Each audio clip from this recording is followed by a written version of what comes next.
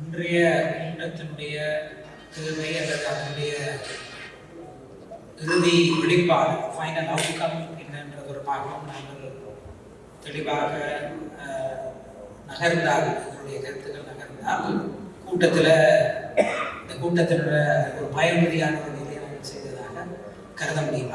அது தொடர்பில் நான் சில விடயங்களை சொல்வதற்கு அனுமதிக்கும். தற்போதைய தேசிய மக்கள் சக்தி அரசாங்கம் எதை தரும் என்பது அல்லது என்ன மாதிரியான அரசியலமைப்பை கொண்டு வரும் என்பது தொடர்பாக வெளிப்படையாக இவரை கொண்டு சொல்லிடுறேன். கஜேந்திரமார் என்ன சொன்னவர் 2015-19 செயல்முறையில உருவாக்கிய அது எந்த இடத்தில் விடப்பட்டதோ அதிலிருந்து அவர்கள் தொடர்ந்து கொண்டு செல்வதற்கு தயாராக இருக்கிறார்கள். இது தொடர்பாக உங்களுக்கு தெரியும், ஜனாதிபதி தேர்தல் நேரத்தில் இது தொடர்பாக விவாதம் வந்தது. தமிழ் மக்கள் யாருக்கு ஆதரவு வேண்டும் என்ற விடயம் வந்தபோது இலங்கை தமிழரசு கட்சி சார்பில் சொல்லப்பட்டது சஜித் பிரேமதாசாவுக்கான ஆதரவு வழங்கப்பட்டதற்கான பிரதான காரணம் 2015-19 உருவாக்கிய வரைவிலிருந்து நான் தொடர்ந்து கொண்டு செல்லுவேன் என்று அவருடைய தேர்தல் விஞ்ஞாபனத்தில் வெளிப்படையாக இருந்த காரணத்தினால் அவருக்கு ஆதரவு என்பதாகவும், அது வெளிப்படையாக அனுரகுமார் திசாநாயக்கனுடைய தேர்தல் விஞ்ஞாபனத்தில் இல்லாதால் அவருக்கு நாங்கள் ஆதரவு நல்கவில்லை என்பதும் இலங்கை தமிழரசு கட்சியால் வெளிப்படையாக சொல்லப்பட்டது. அது முக்கியமானது நினைக்கிறேன். நான் அதுக்கு தமிழ் மக்கள் அந்த விடயத்தை ஏற்றுக்கொள்ளல. சஜித் பிரேமதாசாவுக்கு அந்த ஆணையை வழங்கல. அதன் பின்னராகவும் இலங்கை தமிழரசு கட்சி பாராளுமன்ற தேர்தலில் போட்டியிடைக்கையும் மீள 2015-19 செயல்முறையை தொடர்வதற்கான ஒரு ஆணை அவர்கள் கோரியிருந்தார்.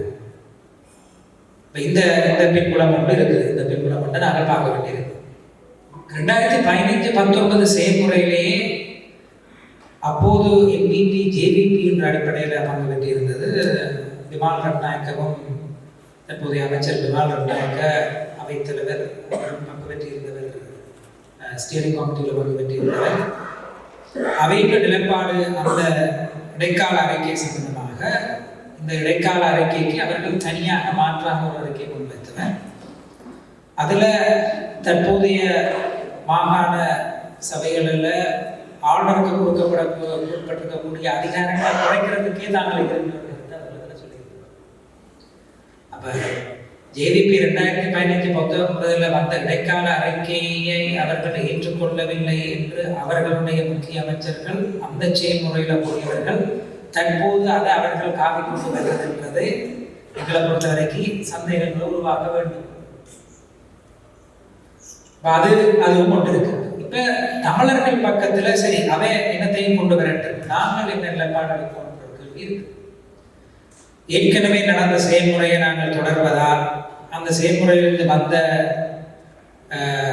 அந்த டிராஃப்ட் அந்த வரைவினுடைய சிக்கல் என்ன, நாங்கள் ஒரு நிலைப்பாடை முன்வைக்கணுமா, அல்லது சிலர் சொல்வது போல நாங்கள் ஒரு நிலைப்பாடை முன்வைக்க தேவையில்லை, வெறுமனே நாங்கள் ஒரு ஒப்பங்கூடல் கொண்ட மட்டும்தான் கேட்கணுமா என்ற 3 விதமான சிந்தனைகள் இதில் இருக்குது. அதில் எதை நாங்கள் முன்னோட்டு தொடர்பாக என்னுடைய முன்வைக்க அடுத்த 2 நிமிஷத்துல நான் சொல்றேன். 2015-19 இடையில வந்த செயல்முறையில் 2 ப்ரொபோசல்ஸ் வந்தது. ஒன்று 2017 ஆண்டு ஸ்டியரிங் கமிட்டியால் வெளியிடப்பட்ட மிக சுருக்கமான ஒரு ஆவணம், இன்டர்ம் ரிப்போர்ட் வந்து ஸ்டியரிங் கமிட்டி வழிநடத்தல் குழுவின் இடைக்கால அறிக்கை. அதன் பின்னர் எக்ஸ்பர்ட்ஸ் கமிட்டி அவையால் நியமிக்கப்பட்ட நிபுணர்களால் உருவாக்கப்பட்ட ஒரு அறிக்கை. அது பின்னர் அந்த அரசாங்கம் கலைவதற்கு சில மாதங்களுக்கு முன்னர் வெளியிடப்பட்ட ஒரு அறிக்கை. அந்த 2 அறிக்கையினுடைய இதும் ஏக்கிய ராஜ்ய என்று பாராளுமன்ற கஜேந்திரமார் போன்ற மக்கள் இதை பற்றி நிறைய பொது வெளியில் பேசியிருக்கிறார்.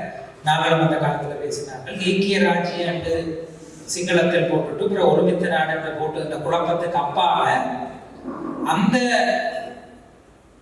எக்ஸ்பர்ட்ஸ் ரிப்போர்ட்டை விரிவாக படிக்க உங்களுக்கு ஒரு சந்தர்ப்பம் கிடைச்சால் அது நிச்சயமாக ஒரு ஒற்றையாட்சிக்கு உட்பட்ட ஒரு தீர்வை தான் முன்வைக்கிறது. ஆகவே லேபல்ஸ் என்னத்தை சொல்லுதோ இல்லையோ, உள்ளடக்கத்திலே 2015-19 ப்ரொபோசல் ஒரு ஒற்றையாட்சியை நோக்கின ஒற்றையாட்சிக்கு உட்பட்ட ஒரு ப்ரொபோசல் தான் என்பதில் எந்த விதமான சந்தேகம் இருக்க முடியாது. நான் அடிக்கடி மேற்கோள் காட்டுறது கலாநிதி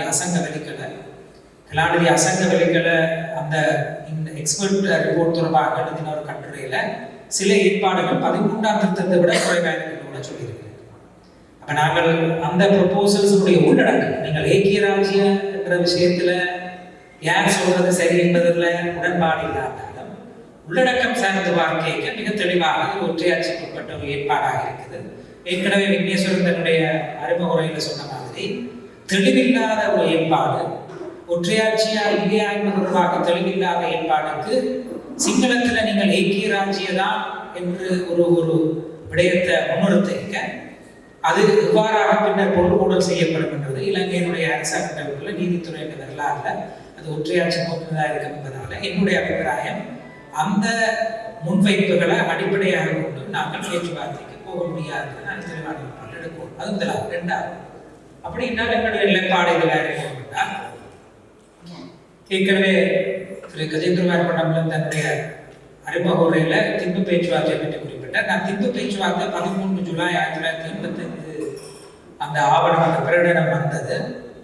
அதுல இருக்கக்கூடிய மிகச் சிறந்த அம்சங்கள்ல உண்டு. அது அந்த நேரத்துல ஆயுதம் தரித்த தமிழ் இயக்கங்களாலும் ஏற்கப்பட்ட, அதே வேளை தமிழர் விடுதலை கூட்டணியும் பங்கு பற்றி முன்வைத்த ஒரு ஆவணம் என்பது முக்கியமான ஒரு ஆவணம். அதுல தமிழர்கள் ஒரு தேசம் என்ற அங்கீகாரம் முதலாவது சொல்லப்பட்டிருக்கு. அவர்கள் சுயநிர்ணயம் உரித்துக் கொண்டவர்கள். அந்த சுயநிர்ணயம் அவர்களுடைய தாயகத்தில் விநியோகிக்கப்பட வேண்டும். மலைய மக்கள் உரிமைகளை நாங்கள் ஏற்றுக்கொள்றதை முன்னளிக்கிற அடிப்படையில் அவர்களுக்குரிய சிட்டிசன்ஷிப் ரைட்ஸ், அவர்களுடைய குடியுரிமையும் அதில் சொல்லப்பட்டு அந்த பிரகடனத்தில் எங்களுக்கு நாங்கள் அதிகம் வாசிக்காத தொடர்ந்து அந்த பிரகடனத்தை முன்வைக்க ஆற்றிய உரையில மிக முக்கியமாக சொல்லுகிறார்கள், திம்பு பேச்சுவார்த்தையினுடைய கோட்பாட்டு அடித்தளத்துக்கு பட்டுக்கோட்டையினுடைய கோட்பாட்டு அடித்தளத்துக்கு வித்தியாசம். அது மிக முக்கியமாக சுயநிர்ணயத்தை, ஆனா அதை சொல்லிக்கொண்டு சொல்லுகிற இதுதான் எங்களுடைய கோட்பாட்டு அடித்தளம். இவ்வளவு காலம் பேசுறதுல நீங்கள் ஒரு தீர்வும் தரையில, சமஷ்டியையும் தரையில. ஆகவே 76 வட்டுக்கோடு பிரகடனமும் 77 தேர்தல் அதற்கான ஆணையை மக்கள் தந்தார்கள். ஆனால் நாங்கள் கோட்பாட்டு அடிப்படையிலுக்கு போய் மீளச் சொல்றோம். இதன் அடிப்படையில நீங்கள் ஒரு தீர்வு பொதிய முன் வச்சால் நாங்கள் அதை பேசுறதுக்கு தயாராக சொல்றோம். நாங்கள் அதை மீள வலியுறுத்த வேண்டிய தேவை இருக்கு. திம்பு பேச்சுவார்த்தையில சொல்லப்பட்ட அந்த 4 கார்டினல் பிரின்சிபல்ஸுக்கு அந்த நேரத்தில் அது முன்வைக்கப்படுது. மிகவும் அடிப்படையான கோட்பாடுகள் ஒன்று. அது இன்றைக்கும் என்னை பொறுத்தவரைக்கும் சரியாக இருக்குது. என்னை பொறுத்தவரைக்கும் சமஷ்டிக்குரிய கோரிக்கையும் அல்லது தனிநாட்டுக்குரிய கோரிக்கையும் அல்லது நாங்கள் வேறொன்றையும் கேட்கக்கூடாது, உப்பு மூடலை கேட்டா காணும்னு சொல்ற குடும்பத்தினுடைய கோரிக்கையினுடைய அடிப்படைகளும் இணங்கக்கூடிய ஒரு இடமாக நான் அந்த திம்பு பேச்சுவார்த்தைகளுடைய 4 அடிப்படை கோட்பாடுகளை காண்றேன். அதுல யாருக்குமே முரண்பாடு இருக்க முடியாது, இருக்கக்கூடாது. அந்த அடிப்படையில உருவாக்கப்பட்ட ஒரு முன்வைப்பாக ஒரு ப்ரொபோசல்ஸாக தான் நாங்களும் தமிழ் சிவில் சமூகமையும் பங்கு பெற்றின தமிழ் பொலிட்டிக்கல் கவுன்சில், தமிழ் மக்கள் பேரவையினுடைய subcommittee on political solution, அரசியல் தீர்வை காண்பதற்கான இது. அதில் தற்போது டிடிஎம்ஏல இருக்கக்கூடிய கட்சிகளும் பங்கு பெற்றிருந்தார்கள். தமிழ் தேசிய மக்கள் முன்னணி பங்கு பெற்றிருந்தது, தமிழ் சிவில் சமூகம் பங்கு பெற்றிருந்தது. ஏற்கனவே திருப்பதி பிரமார் சொன்னது போல அது மக்கள் மத்தியில கருத்துக்கள் கிழக்கிலையும் சரி வடக்கிலையும் சரி மக்கள்கிட்ட அணுகி கருத்துக்கள் பெறப்பட்டு மீள திருத்தப்பட்ட ஒரு இறுதி ஆவணமாக சென்ற 2015-19 செயல்முறையில் அது முன்னளிக்கப்பட்டது. அதில் யாழ் பல்கலைக்கழக ஆசிரியர் சங்கத்துக்கு ஒரு பெரிய ஒரு ஈடுபாடு இருந்தது, பங்களிப்பு இருந்தது. அப்போ அந்த ப்ரொபோசல்ஸ் திம்பு பேச்சுவார்த்தைகளை அடிப்படையாக கொண்டவை. திம்பு பேச்சுவார்த்தை அடிப்படைகளை சமரசம் இல்லாதவை. திம்பு பேச்சுவார்த்தைகளில் வெளிப்படையாக சொல்லாத ஒரு விடயம் கட்டாயம் என்னுடைய அபிப்பிராயத்தில் நாங்கள் சொல்ல வேண்டிய விஷயம் இறமை தொடர்பான ஏற்பாடு. ஏன் இறமை தொடர்பான ஏற்பாடு முக்கியம் என்றால், எந்த ஒரு கூட்டாட்சி ஏற்பாட்டுக்கு நாங்கள் போய்க்க தமிழர்களுடைய இறமையினை அங்கீகரிக்கின்ற ஒரு ஏற்பாடாக இருக்கின்றால் அது எங்களிடந்து ஒரு மீளப்பெற முடியாத ஒரு ஏற்பாடாக இருக்கின்ற வகையில் இறமை என்ற என்ன பொறுத்தவரைக்கும் திம்பு பிரின்சிபல்ஸ் பிளஸ் என்று நான் சொல்றேன். 13 பிளஸ் என்று சொல்லி நாங்கள் துன்பப்பட்ட காலம் இருக்குது. ஆனால் இது திம்பு பேச்சுவார்த்தை பிளஸ். அதில் உட்கடையாக இருப்பதும் வெளிப்படையாக தற்போது வலியுறுத்தப்பட வேண்டியது தமிழர்களுக்கு உருவாக்கப்படக்கூடிய சுயாட்சி கட்டமைப்புகள் அவர்களுடைய இறமையை பிரதிபலிக்கின்ற, அவர்களுடைய இறமையின் வெளிப்பாடான சுயநிர்ணய வழியிலான ஏற்பாடுகள் என்ற ஏற்பாட்டோட நினைக்கிறேன். அந்த வகையில நாங்கள் தமிழ் மக்கள் பேரவை இந்த ப்ரொபோசல்ஸ் இறமையை பற்றி பேசுது, சுயநிர்ணய உரிமையை பற்றி பேசுது. அதை தேவையான இடத்து தரப்புகளை உருவாங்குகின்ற எண்ணத்தோடு நாங்கள் அதனை மீள ஒருக்க அந்த உள்ளடக்கத்தை பேசுவதற்கான ஒரு வாய்ப்பை ஒரு களத்தை நாங்கள் உருவாக்கி கொள்ளலாம் நினைக்கிறேன். இறுதியாக ஒன்றுமே சொல்ல தேவையில்லை, ஒப்பங்குடலை மட்டும் கேட்கலாம் என்று சொல்லுகிற திறனுக்கு நான் தாழ்மையாக சொல்லக்கூடியது என்னென்றால், ஒரு அரசியலமைப்பு செயல்முறை எங்களை நோக்கி வீசப்படுகிறது. எங்களை நோக்கி இதில் உங்களுடைய நிலைப்பாடு என்னென்று கேட்கப்படைக்க நாங்கள் இவ்வளவு காலம் போயிட்டமே போய் பேசிட்டு வந்தமே ஏன் நாங்கள் பேசணும் என்ற நிலைப்பாடை நாங்கள் எடுக்க முடியாது. உள்ளூரில் இருக்கிறார்கள், நிச்சயமா எடுக்கிறாது. எங்களை பிரதித்துவப்படுத்துகின்ற பாராளுமன்றத்தில் பிரதித்துவப்படுத்துகின்ற அரசியல் கட்சிகள் நிலைப்பாடு எடுக்கக்கூடாது. ஏனென்றால் நீளங்களை தமிழ் மக்களுக்கு எதிராக முன்வைக்கப்படுகின்ற குற்றச்சாட்டுகள் ஒன்று, நாங்கள் இன்ட்ரான்சிஜென்ட், அதாவது கொஞ்சம் வளைவு நெளிவு சுழுகு இல்லாதார்கள் சொல்லி வளைவு நெளிவு சுழுகு இல்லாதார்கள் தான். ஆனால் ஒவ்வொரு முறையும் நீங்கள் எங்களை அரசியலமைப்பு தீர்வு ஒன்று நோக்கி பேச்சுவார்த்தை கிடைக்க நாங்கள் பேச்சுவார்த்தைக்கு தயாராக இருந்திருக்கிறோம். அதில் நாங்கள் ஒரு நிலைப்பாடோடு ஒரு விரிவான நிலைப்பாடோடு நாங்கள் தயாராக இருக்கிறோம் நாங்கள்.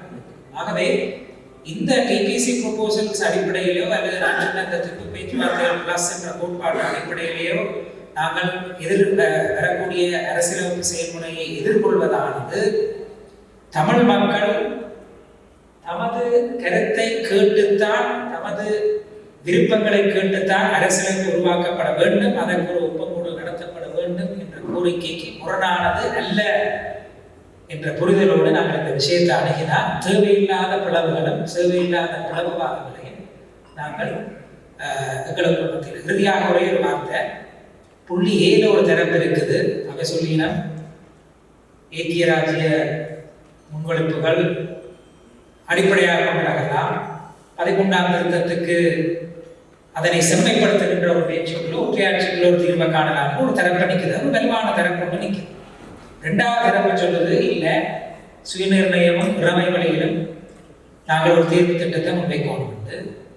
மூன்றாவதா இந்த தரப்புகளுக்கு இடையில நாங்கள் தெளிவாக எங்களுடைய நிலைப்பாடு என்பதை ஒற்றையாட்சியை நிராகரிக்கிற அந்த நிலைப்பாட்டை முன்வைக்கிறதுக்கு தடையாக அதை தாண்ட ஒரு சி புள்ளி ஒன்று உருவாக்கி பிஏ நாங்கள் வலுவிழக்க செய்யக்கூடாது என்னுடைய தாழ்மையான. இலங்கையினுடைய அரச கட்டமைப்புக்கு உட்பட்டு தமிழர்களுடைய சுயநிர்ணய உரிமை இறமையில ஒரு விட்டு கொடுப்பும் இல்லாமல் நாங்கள் முன்வைக்கக்கூடிய அதிகபட்ச கோரிக்கையை நாங்கள் முன்வைப்பது எமது கடமை. அந்த கடமைக்கு பங்கில்லாமல் நாங்கள் அதை செய்யணும். அந்த கடமையை செய்கிறது ஏதோ ஒரு விதத்துல சுயநிர்ணயத்துக்கு குறைவோ அல்லது ஒப்பங்கூடல் என்ற கோரிக்கைக்கு குறைவோ என்று அதை முன்னிலைப்படுத்துறதுங்கிறது என்ன பொறுத்தவரைக்கும் வரலாற்று தவறு. ஏனென்றால் அதை யாரை ஸ்ட்ரென்த் பண்ணால்